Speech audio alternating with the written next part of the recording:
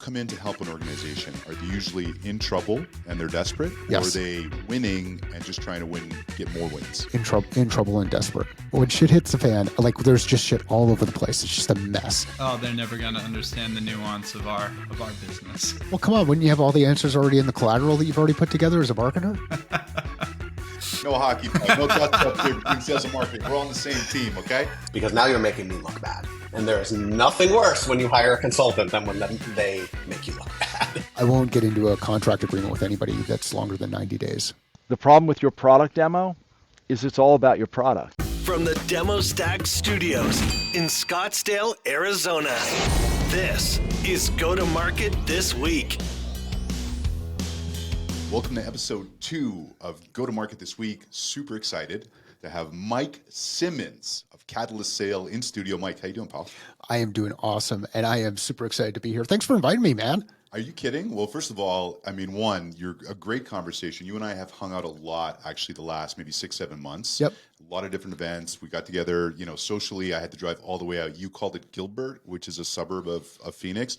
You actually live in Santan, which is like another 45 minutes away. Like I needed a compass and like 6 liters of water to make sure I was able to make it to your house. It's kind of like North Tucson. If I went to the top of the mountain, I probably could go back and look at Tucson. It's like saying I live in Manhattan, but I really live in Albany. That's kind of how I look at it. I thought you were going to say it's like living in Albany and saying I live in New York. Okay, you're not wrong. You're not wrong. Okay, so Mike, you are originally from Long Island. You're a Long Islander, but you went to college here, Arizona State, Forks Up. But then actually you grew up in Southern California. Is that right? Because you don't have that Long Island, that Nassau accent. It only happens if I'm drinking, or I'm really mad, or I'm around a bunch of New Yorkers. So if those things happen, then it'll come out. But Long Island until 86, then Northern New Jersey from 86 to 88, and then 88 Southern California. So spring break, my freshman year, moved out to Southern California to go to high school in Laguna Hills. So Orange County, the OC. And we didn't call it the OC back then. It was just Orange County. That's a nice change, though, going from Long Island to Orange County. Completely. It was absolutely amazing. Yeah. You and I were just at the Sales Success Summit in Austin, Texas, Yep. which was great. Scott Ingram always puts on an amazing event. The speaker lineup was incredible. The learnings were great. What was your favorite thing you learned from that? My favorite speaker was Lynn Powers. It was Lynn's storytelling and direct approach I took away as a reminder of, hey, if I'm talking about some things, how am I bringing it back to something that can actually be done or something that has actually been done with a specific story? So anyhow, practical application of concepts from Lynn. I also thought it was really cool to see the consistency around the basics, the fundamental stuff that for whatever reason we try to overcomplicate what we're doing in this sales and success and revenue game. But you need to plan. When you plan, you should plan using some kind of design. Once you create that plan, you need to go do work and start executing against the plan. And then you can reiterate based on what you get, the data that comes out as you move through that. So there was a lot of talk about account planning, territory planning, call planning, engaging with customers, taking that data back, making sure that you're working with multiple people inside organizations. Consensus, the new word that everybody's throwing around, at least over the last couple of years, is multi-threading. Yep. So you've got consensus. You've got multiple people that are impacted by the things you're doing. So really cool to see the fundamental stuff come up and get reinforced in a number of different stories. And then the third thing was I really liked how diverse the audience was. I mean, we had a BDR that was there who asked a question every time a speaker finished speaking. He was jumping up and he was in line. He was asking a question, and he's a couple of months out of college. And we had some more senior people with a little bit more gray hair and wrinkles and more experience there. And I think everybody got something out of it, and everybody gave something to someone through it. It was a great event. Great job, Scott, and the entire Sales Success Media team. Mike, you've worked as a CRO, a VP, an AE. So I was just going to ask, is it obvious that the CRO is the most challenging of those positions, or in your experience, which one was kind of had the biggest learning curve? Well, I think the most challenging one is the one that you're first getting into at that point in time. Like when you're a new AE, that's going to be really challenging. When you're a new learning consultant, that's going to be really challenging.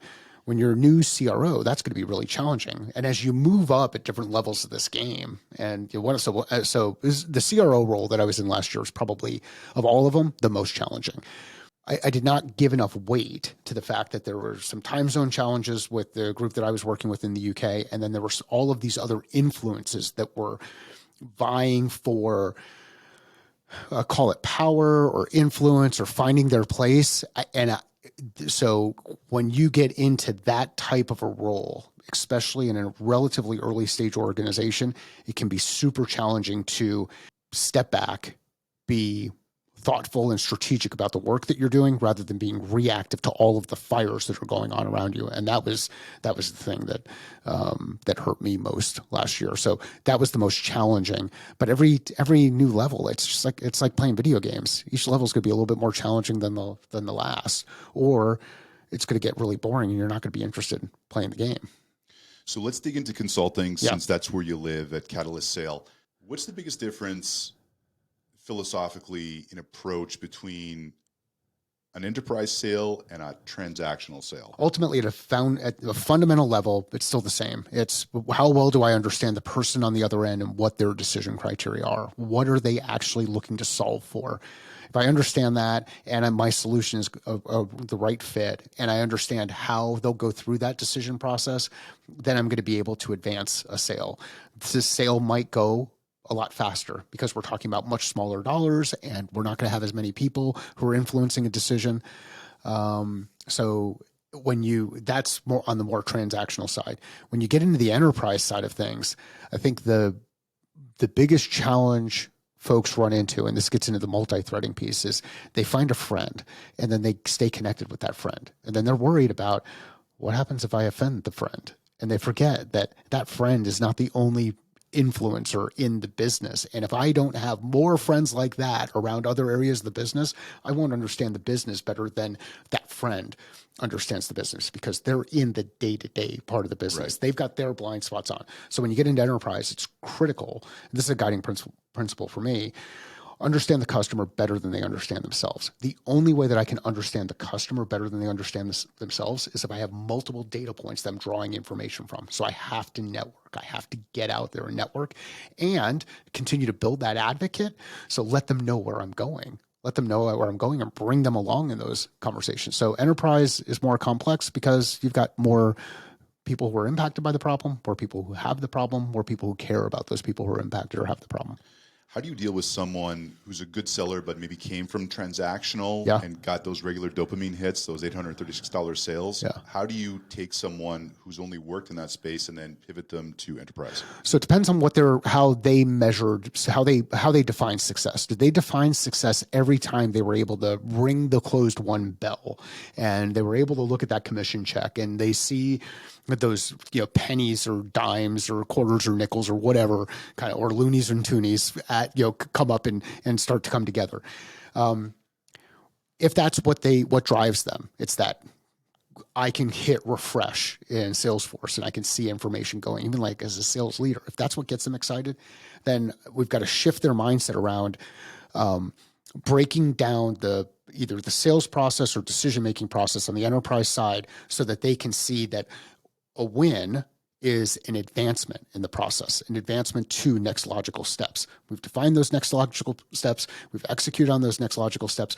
We've done something. It may not be money, but we've advanced to the level of information that we have. That's a win. We've got more data. We've advanced access to people inside the organization. That's a win. We have access to more people. We're able to get a trial in place. That's a win. We're seeing progress where they're actually allocating resources into the organization. So it's a matter of redefining what those wins are. It's not closed won, ringing the bell, I'm going to get commission. It's I'm continuing to take each next logical step throughout the process with that customer. I don't know. What do you think? No, I think you're right. I think it's difficult, though, to dangle a carrot that isn't, if someone's come from a strictly monetary, every dopamine hit was a paycheck, right, was the cash register ringing. Yeah. So how do you then evaluated that person? Like if you're talking to them, let's say you've got someone and you're interviewing them, Yeah. what's maybe the key question or two that you're asking them to see if they're going to be able to transition? Yeah. So one of the questions I like to ask people, and some people might say it's a throwaway question, but it's what gets you excited about the work you do? Right.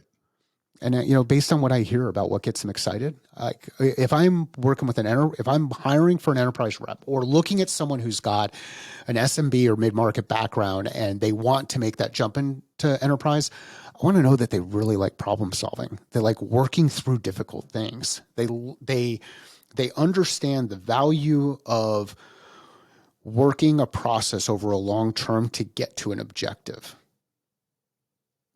If they don't, then it may just not be the right fit. So I want to know what excites them. Then what I want to know is share something with me where you wanted to overcome something over a long period of time, and what was that process? So the easiest one is to say, hey, look, I want to get in shape for my wedding. Okay, what'd that look like? Well, if your wedding is tomorrow and you're looking at getting in shape, there's only a handful of ways to drop 20 pounds and they're not good, right? Like you're going to come in and things aren't going to fit right because you're going to lose a limb. Right. So did they actually work through a process where they started doing the work early? They were keeping track of their successes. They've gone through this and worked toward the end. And, whether they hit the goal or they missed their goal, did they work the process? So that's what I'm looking at is how can I connect the dots between some of the stuff that they've already done and how that might apply over here. Sales consulting's tough. I mean, I've done it. What goes into the thought process of saying, I want to hang my own shingle and I want to go out there? Is it just that freedom? Because it's a lot to deal with sales leaders where you're coming in and you're saying, this is wrong. It's tough to say this is wrong. And the reason why it's tough to say this is wrong is because people get really defensive, right? So, and then what do you actually accomplish? And here's an even better one. This is wrong. Here's a way to fix it. You're the one who actually has to do the work to fix it, because what I'm doing is making recommendations, I'm guiding, I'm coaching, I'm going to come up with ways to hold you accountable. But the reality is you can come up with a number of different ways to screw this stuff up, slow things down, right? Do half versions of the work. So we need them to come along. So it's not as much this is wrong. It's more about how is this working for you? Is there a better way? What would happen if? So now we're starting to imagine a vision of the future where things are going to be slightly different. The most common piece of feedback that I get from clients, whether it's leaders inside organizations or individual contributors, is, well, the stuff you talk about is really, really basic. And my response is, yeah. Fundamentals. The fundamentals work. Like if I go out there and I watch someone playing ice hockey on a pond. We just say hockey. This is not England, but okay. Okay. If I go out there, I was going to say football, and then figured that would go all over the place because I figured you guys are so cut. So do you call it soccer up there or do you call it football? We call it soccer in Canada, but I'm very Americanized. You are very Americanized. So anyhow, let's say we're watching kids play football. Yep. We watch 11-on-11 football at a high school level, and you show a picture of what that looks like or a video of what that looks like, and then you show someone a video of what it looks like at a college level, and you show video of what it looks like at a professional level. Right. Even if someone has never seen the game before, and you said that high school this is football, they would be able to say those other two things are football, right? They're working through fundamentals. They're blocking, they're tackling. They have various roles that they've defined. There's going to be higher levels of specialization as people build in each of those areas. So you got to get back to the basics. And the biggest challenge that I think people continue to run into is they look for some quick fix or some trick that's going to help them do the thing that they want to do, and they forget about doing the fundamentals. Am I asking questions? As soon as I get something that I think is interesting, am I diving right into solution, or am I going a little bit deeper? And I can tell you, I still make the mistake. Like I get into situations where I get super excited when I hear about a problem that I can solve for. I'm like, oh, wow, that sounds interesting. And I start talking about that instead of going a bit deeper and saying, okay, really, how is that impacting you? So it happens even with 20 some odd years of experience, it will still happen. So how do we get people much better at the fundamentals? And my approach is to simplify it. So let's talk about that. Yeah. What does an organization typically think they're looking for when they reach out to you? Comp plan. Really? I need help with a comp plan. I need some training. I mean, that's number one. That's a big one. So often, our first client with the business, that was the big thing. I need help with the comp plan. Another one. We need some training. Right. We need some training. Okay. What are we going to train on? Like, what do we need training? Is it that people don't know what to do? You've not created the right operating environment for them to do it. They're not motivated to do it. And this comes from the COM-B model, which is out of the UK. C stands for capability. So do they have knowledge and skills? O stands for opportunity. Is the culture set up right? Is the operating environment right for them to be able to do the work? Motivation. Do they have the right motivation to do the work, to change? If they don't have those things, behavior change is really tough. But comp plan is a big one. There's some sales process stuff that will come up from time to time, but it's either comp plan or training is usually the two biggest ones. The other one that I'll get more from CEOs inside the business is, are we actually doing the right things? Do I have the right stuff set up? Do I have the right team in place? And then you get into some kind of an evaluation there. Yeah. How often is their internal assessments of their pain points and issues right? Well, like the comp plan one, as an example, it's rarely right. There are people out there who still think that you can drive revenue through a comp plan. I don't believe that you can drive revenue through a comp plan. Well, because what you're doing is you're going out there with a stick, I think, and saying, hey, you need to do this in order to get this. So now we're going to go ahead and manage based on that. That's not where you're going to see the biggest growth inside your organization. I think you grow faster and better inside the organization by understanding, why is the customer buying? What friction is being created inside the operating environment that prevents them from buying?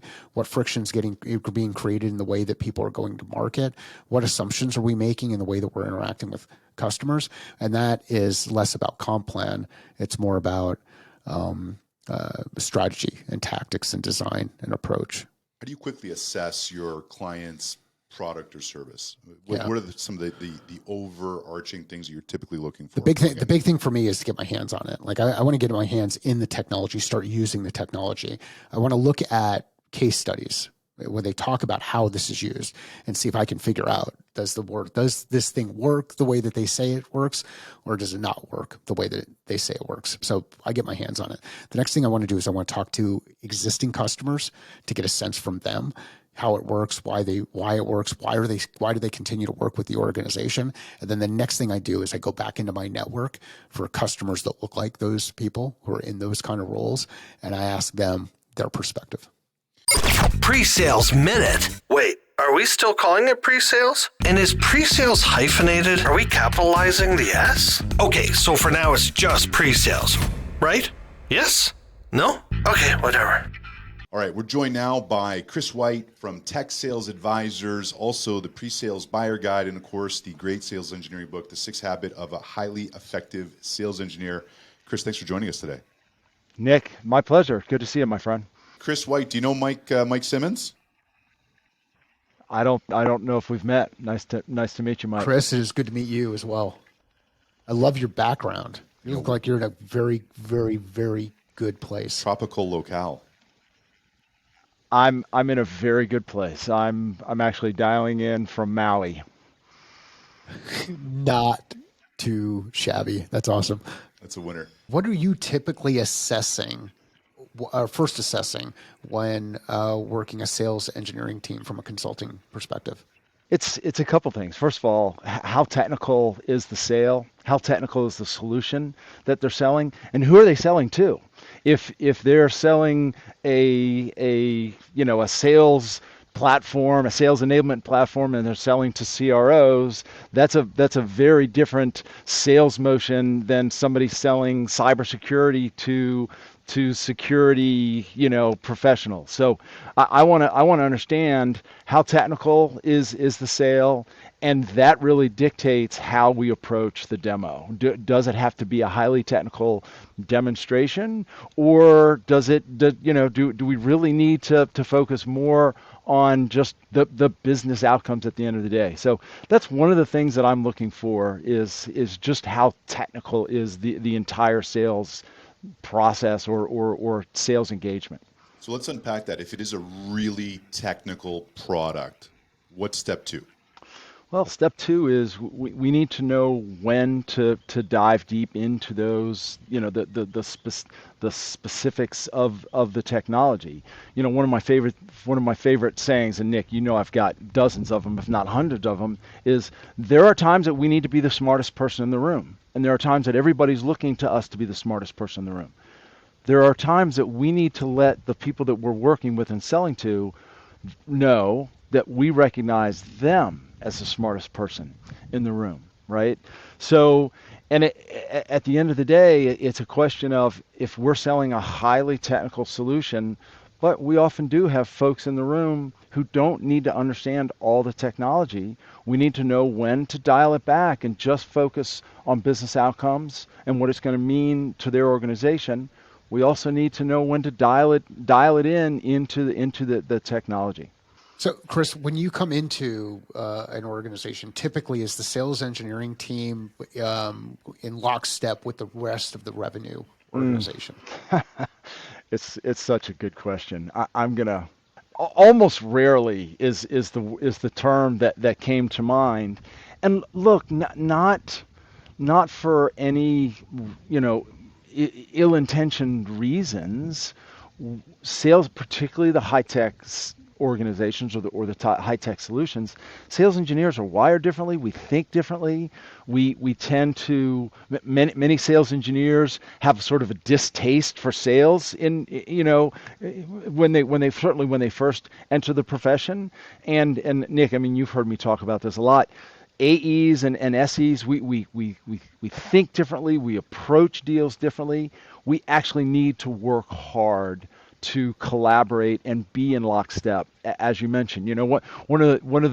I've created a number of analogies between AEs and SEs, and a good example is what do AEs tend to fear most in the context of a deal? Losing the deal, as they should. It's their job, it's their livelihood, right? What do SEs fear most in the context of the deal? Losing credibility. Right? Look, I want to close the deal as much as anybody, but this is my reputation that's on the line, right? So we just tend to think differently. We approach things differently. So we need to check ourselves and remember, sales is a team sport. We're in this together, and we actually have to work arguably a little bit harder than maybe others to be in lockstep.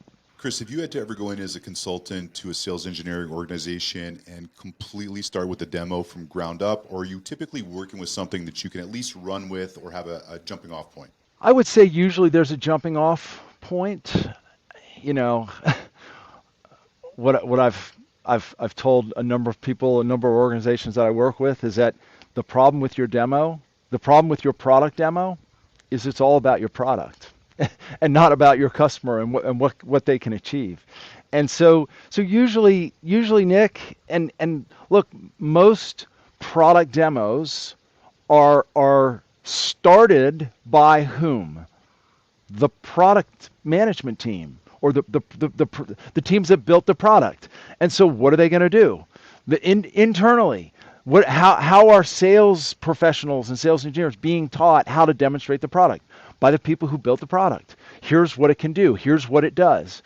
But we need to then take it and translate that into here's how our solution can help you achieve what you're trying to achieve, right? Here are the outcomes and the benefits. So I don't know if that answers your question, Nick, or not, but most organizations they've got something, right? But it's usually all about let me show you let me show you the shovel as you know one of my favorite analogies. So I really appreciate you. Thanks, guys. Mike, nice to meet you. When you come in to help an organization, are they usually in trouble and they're desperate, Yes. or are they winning and just trying to get more wins? In trouble and desperate.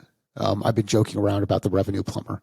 Did I tell you about this? No, tell me about it. All right. So when when do you need to have a plumber at your house? When hit the fan. Yeah. When it hits the fan, like there's just all over the place. It's just a mess. When would you have liked to have had that plumber? Before you knew there was a problem. Right before. And imagine if someone could go through and assess your pipes, figure out where you're running into capacity issues, where things are getting blocked, all those challenges. If we can look at the data and we can say, all right, here's what we expect. Here's what is. Here's where our blind spots are. Here's where things are stalling. Here's where things are confusing. Then we can start to put in some solutions, and we can either determine, do we need to increase capacity, head count, which is going to allow more stuff to flow through? Do we need to redirect things, specialize, so that we start putting customers with the right people? We maybe build out a strategic accounts team that's focused on expansion as a way to retain existing customers and grow the business. So this revenue plumber kind of idea is more of how money flows into the organization, starting from people coming in, customers coming in, converting to money, and then seeing the growth out of the money. But so revenue plumber is one of the things I'm looking at right now, because if you understand your pipes and you understand where everything is flowing there and where your capacity issues are, you can start to solve for specific problems inside that piping. Another example. So let's say I have am redoing my kitchen, but I actually have a leak in my upstairs bathroom. Redoing my kitchen isn't going to do anything to really help the situation if I've not taken care of this leak in the upstairs part of the bathroom. Well, how do I know? Well, I've got to be able to compartmentalize by each of the individual areas of the house so that I can focus time, energy, and attention there. And it's really hard to do that when you're in the moment and you're just kind of working through things and you're so focused on the job to be done right now. So I think as you work with folks like me, and there are a lot of folks like me that are out there, they can create some kind of a pause, a speed bump, so that the organization can detach, people can detach from things and start getting into, say, where are my blind spots inside the organization? What do I need to address? But I feel like I rambled on the revenue plumber thing, and then went off on a tangent. So thanks. Okay, it's a great idea. It's just a terrible name for a business. So don't. Why? So if you go to revenueplumber.com, it'll take you to the business. So why is it a terrible name for the business? I'm just kidding. I get the association. It's just it's in your face. And I don't know if people really want to admit that they're working with a revenue plumber. You know? So when you come to an organization and you're assessing and evaluating a sales team, how do you get beyond the numbers to see what you're actually dealing with? It's a really good question. I hate when people when I ask a question to someone and the response is, that's a really good question, but that was a really good question. How do you get through it? You realize that there's multiple lenses that you need to look at information through. So, and I think of it in the context of private and public information. So public information to me is any information that I can get access to where I don't have to engage with a human being. So I can look at CRM data. I can start to look at CRM data segmented by whatever, but I can look at that data, the information. What's happening year over year from a growth perspective? Is there seasonality in the business? All of that stuff. I can get the data. How long does it take to implement inside an organization? All that data is readily available where I don't have to talk to a human being. There are a number of leaders out there who will manage their team based on that data rather than going through the process of actually talking to the human being and saying, okay, so tell me what's really happening here. So then you switch into private data. Private data are the one-on-one conversations I have with someone on the other end. And I just ask some general questions like, how do you bring in customers? What do you like about what you're doing? What would you like to see different? How would you describe the process? I had one recently where we were going through and, the conversation was all focused on activity data. It was like, oh, we're going to do this, and then we're going to do this, and then we're going to do this. And I said, what happens right before the deal is closed? And drew it up on the whiteboard. And then I said, okay, what happens right before that? And drew some other things up on the whiteboard. And we worked backward from the deal being closed. And I said, okay, you talked about doing all of these things. How do those things get you to that next step? And the epiphany for that person was, well, I've never really thought of it working backward from it. So although working backward just is common to me, it's not necessarily common to everybody else. So it's through those questions and through those comments that you start to identify, does the rep actually have a process? And I'm not talking about the sales process that's inside your CRM stages that are used for forecasting. I'm talking about how they actually go about doing their business. Does the rep have a perspective on how the customer buys? If they don't, like really relationship driven, they just keep asking for an order and hope that something kind of comes in. And when it comes in, then it comes in and they get to ring the bell. So do they understand the process from the customer perspective? Do they understand the process from their perspective and then get into the business stuff? Do they understand it from the business perspective, which is more the forecasting stuff? So I have to ask those questions. So public information is what I can get to without talking to humans. Private information is when I actually have to interview people. Have you ever gone into a company and suggested that they just need to clean house with the entire sales team? No, I haven't. Some people would challenge my view on that. They would say that, sometimes you just need to fire people and you need to let people go. Many of the reasons why sales reps are not performing inside organizations is because of crappy leadership inside that organization. They are not putting their people in a position to be successful. They're not being clear around what the expectations are around those people. Now, I one of the greatest pieces of advice I got from a mentor early on in my career was, you manage your territory like it's your own franchise. Right. That's awesome. I don't know, at 25, 26, 27 years old, I don't know that I really knew what that meant. It sounded good. Now I'm a business owner. How many of your people on your team, if you said you manage your territory like it's your own franchise, would know what that means? And if they don't know what it means, what kind of tools are you putting in place to help them understand it? And if you believe that I'm going to manage my team by command and control and numbers and activity and all of the other checkboxes, are you really helping them do their job well? And do you really want to go out there and hire somebody else to do it? And do you have the right systems in place, systems and process in place to help them? So no, I wouldn't go in and clean house on a team unless there was an ethical issue. So if there's an ethical issue and an integrity issue, then but that would be an instance where I would say, hey, maybe we got to clean house, or maybe a market shift. But I've never gone in and cleaned house. What happens if the person that hired you is actually the issue? Yeah, that's a really tough one. And it happens more often when the person who is hiring me is the CEO or the founder of the business. And what you need to work through, and this is one of the reasons why I've moved to only doing, I won't get into a contract agreement with anybody that's longer than 90 days.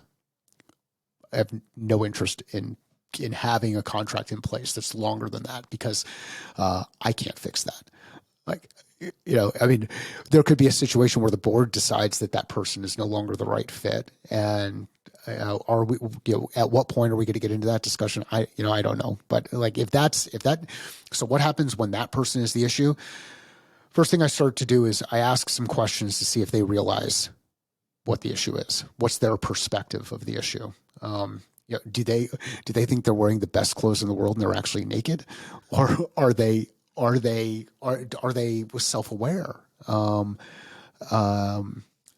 If they're self-aware, or they don't even realize it, because sometimes you create your own blind spots and you just don't realize it. Like I had a early career manager early in my days when I was at UPS. First time I was managing people, I had someone give me a book called Managing by the Heart. And I think it was like, hear me and understand me. Even if I'm wrong, don't make me wrong. We have a bunch of stuff. I forget the acronym. Anyway, the reason I got the book was because I was an absolute asshole. Like, I was like hard charging, go and get this stuff done. We got to get the numbers through. Why is this? And one of the part-time supervisors that worked with me cried. Like, I was an absolute asshole.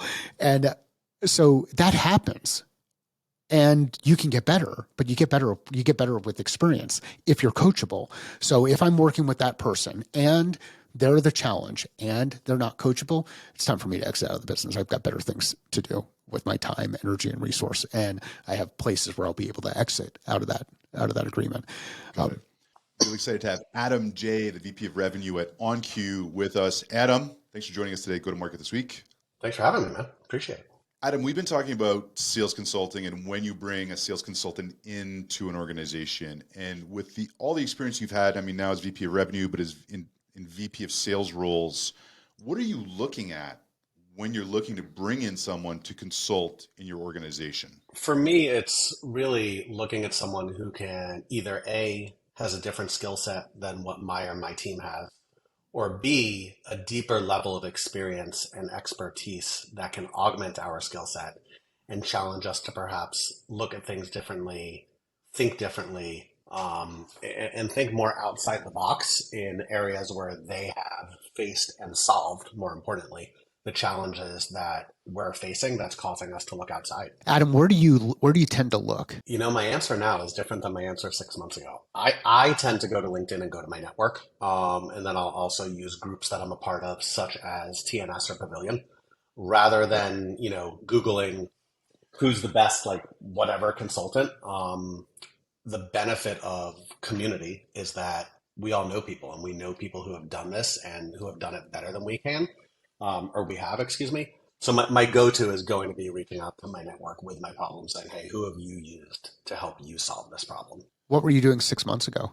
I was Googling.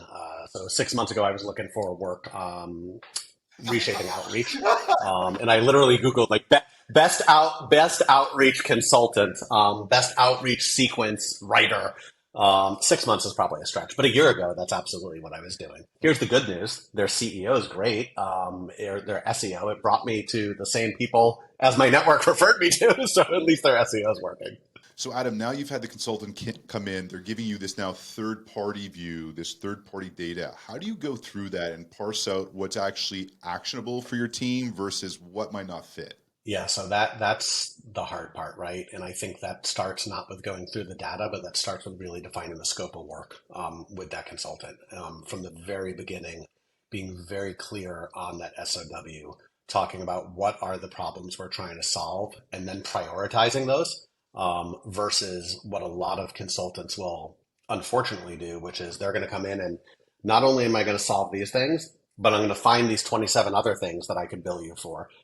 And solve them as well. And that's okay. Don't get me wrong. I want you to find everything that's wrong, but focus on the things that we were looking at first, and then let's dive into it. And then it's the prioritization metrics. It's just like if you're in an executive meeting and you're looking at what we call the critical process tracker. There might be 17 things that I'm working on from a revenue standpoint right now. What are the real high priority ones that I have to fix to move the revenue needle up and to the right? And that's what's kind of the nice to fix. It's the same with working with a partner. What are the things we have to fix? Then we can dive into the nice to haves. Adam, why do you think consultants tend to screw this up? Like, we all know what that playbook looks like, right? It's like, hey, I'm going to go ahead and I'm going to add in all the scope that relates specifically to the problems that I know that I can solve for right now and see how I can make those your priorities. And then I'm going to give you this whole list of other things. Like, why do we make that mistake? Why do we make it more about us from a consultant perspective than about the customer? It's a good question. And from a sales leader who hires consultants and from someone who has a consulting practice, I think I could look at it from both perspectives. Yeah. Number one, it's money monetization, right? We want to get as much money as we can, which I think is first and foremost, like, hey, I could get them on the hook. Number two, we suffer from ego. We think we know, I don't want to say everything, but we think we know more than the person that we're consulting for, which sometimes is true. Sometimes it's not. They might know more than you, but you're more skilled in this particular area. So I think there's that. And I think our natural instinct as a consultant or a leader is to be a problem solver. And it's like, oh shit, I saw this. I got to fix it. I got to make this a priority versus going back to that prioritization matrix and that statement of work. Hey, Nick, Mike, like, let's fix A, B, and C. And then what I'd love to do if I do that really well is talk to you about some other key things that I've identified that I really think could help benefit your business, if that's something you'd be open to. This sounds like some of the really bad conversations I've had with my wife, where I go in there and I start fixing things immediately instead of listening. Doing discovery with your wife is key, I can assure you. Two ears, one mouth for a reason, and it goes to the sign behind me of tell me more. Like, you can't just assume you know everything. You got to ask the right questions, and maybe it is a problem for me. Maybe it's not. The other thing I think consultants need to be really careful with in this sense is not going, for lack of better terms, to my boss or the broader committee with, hey, here's the 2 problems I'm fixing, and now here's the 17 more I think you should look at, because now you're making me look bad. And there is nothing worse when you hire a consultant than when they make you look bad. Can you say that one more time just so that everybody hears it? Do not go to your employers, the VP of sales who hires you, or revenue, or CS. And when you're in that meeting with the broader executive team going over your recommendations, don't come in there with your 2 or 3 or 5 recommendations and then list out the 17 other things you think that the team needs to work on, because you are making the person who brought you in look bad and look like they don't know their business, and you're trying to showboat them, and Adam doesn't know his business, but I sure do, so you need to fix these things too. Quickest way to build a really poor reputation and voice paid. I think we can look at it. I mean, if we look at it as we're an extension of your team, not someone who's replacing your team or looking to replace you or looking to figure out where else we can go inside the organization. At this point, we're an extension of your team and we're serving you. Then the relationship will grow and expand, and trust will continue to be built. But I don't understand the dive for the next one. But awesome. Thanks for saying it again. You just said it perfectly. You're serving someone. You're there to serve them, and you're an extension of your team. And if you look at consulting as any other, sales motion, if you do a good job, there's going to be additional opportunities. There's going to be that opportunity to partner. And if you phrase it right, like I said, let's work on this. And hey, if you're open to it, I'd love to talk to you about some ideas. Certainly the people I associate with would be like, yeah, I'd love to hear what you think. Help me. It's the way you do it. Thanks, gents. Appreciate you. Adam, good to see you. What happens when you're getting pushback from the organization that hired you? What's going to happen all the time? And what do you think the most common piece of pushback that I get from the organization that hires me? Have you done this before, or have you seen it successfully? So I'll get some of that kind of stuff. That'll come up from time to time. I've got some pretty good logos that I've worked with. I'm one of those weird people where if I go back in time, I probably should have put all of the logos of companies I worked with on my LinkedIn profile. Like when I was advising inside those or consulting inside those organizations. Right. The reason I didn't is it's never about me. When I'm working inside those organizations, I'm working on behalf of those organizations, but I'm not putting all of this stuff out on LinkedIn, with the exception of what I did in that CRO role. So I'll get some of that. The biggest one that I get is time. How long is this going to take? Right. I have no fucking idea. I literally have no idea. I cannot predict the future. What I can tell you are the gates that we will go through, the gates that we'll unlock to demonstrate that we're actually making progress. And what I'm interested in is continuing to unlock the next gate. Because I have no interest in managing all of the activity that happens once we've solved for a problem. That's not what excites me. What excites me is the creative, innovative, progressive stuff. And what I've found is the way that you get there faster is by doing the basics over and over and over again, and then listen to your feedback loops. When you're coming in to consult for the sales organization, how does that fit into the company's bigger go-to-market strategy? Yeah, so and a lot of times what I'm looking to do is both sales and success. So I will talk about it as acquisition, retention, and expansion, because we're not just talking about bringing new money into the business. We're talking about figuring out ways to make that money bigger inside the business. That's another great way to make money bigger inside the organization.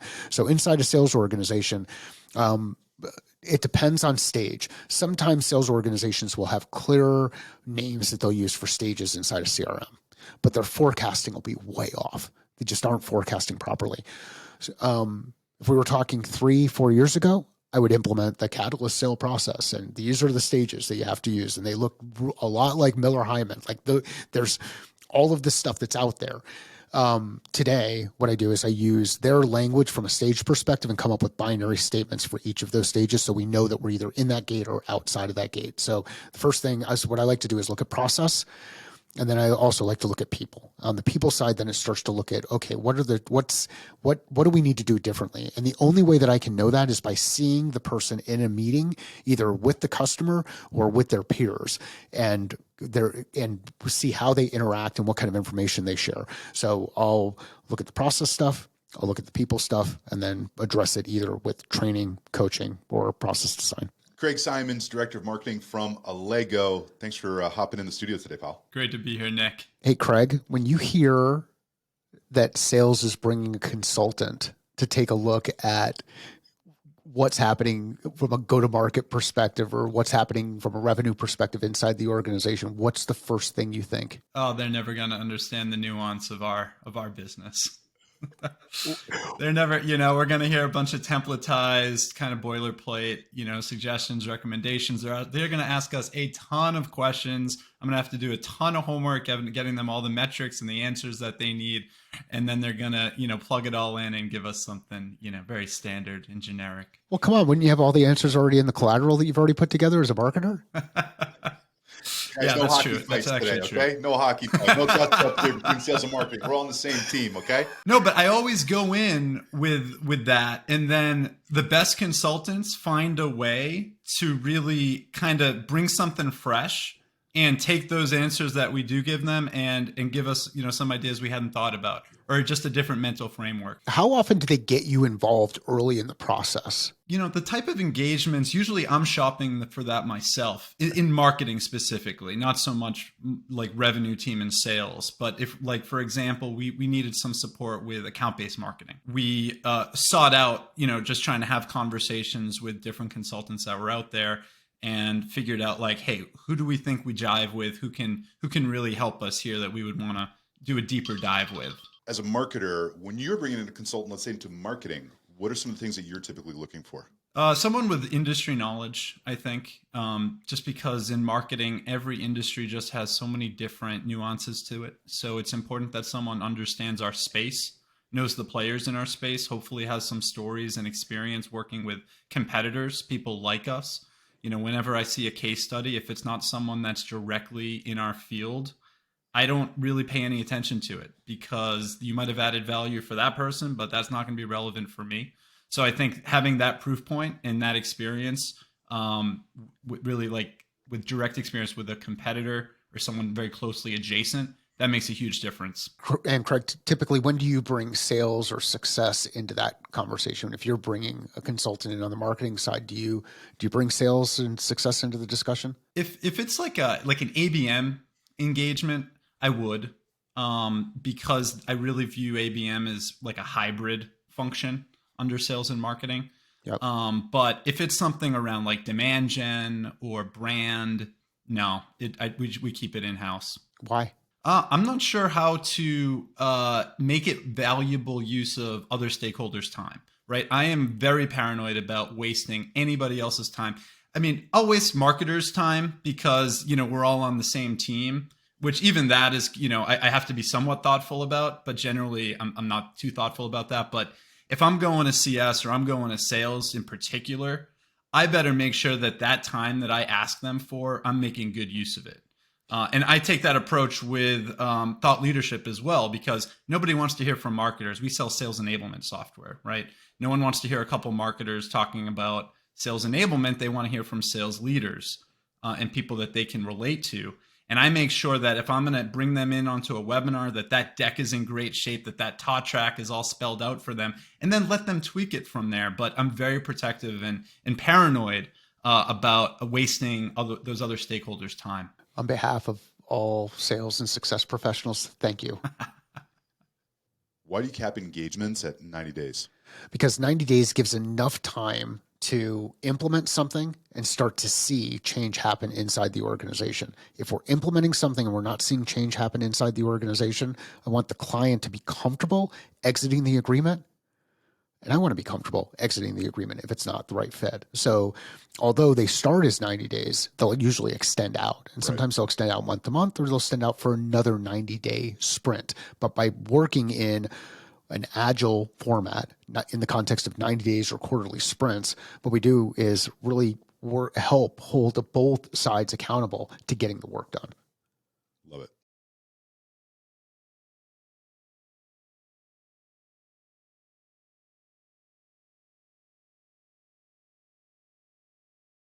All right, thanks for joining us for episode 2 of go-to-market this week. If you're coming through Phoenix, let me know. I'll pick you up at the airport. Maybe we'll get you seated here. And if you're coming through Phoenix, let Mike Simmons know. Maybe he'll take you golf. Absolutely.